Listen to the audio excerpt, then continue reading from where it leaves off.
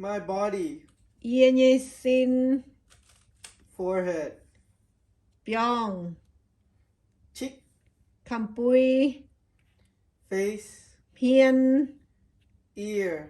Nom. Lip. Dự mế. Teeth. Nha. Tongue. Biệt. Stomach. Cả xia. Knee. Chim bọ.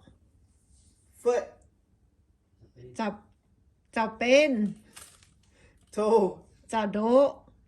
Leg. Chào. Wrist. Bùa mẹ. Chin. Hapa. Mouth. Dùi. Nose. Bụt chong. Eye. Chinh. Eyebrow.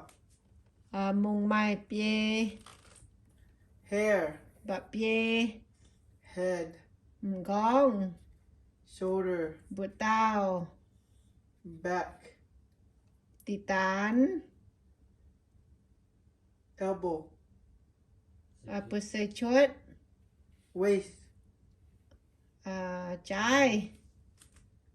Finger. Bụt đỗ. Heel. Chào gô. Ankle. Chào mùi. Bottom. Khu khuất. Hand. Búa. Arm. Om là Trang chiếc búa. Hiểu chiếc búa đó. Neck. Trang. Nó hiểu bồi. Tôn. Mình chào tôn bồi.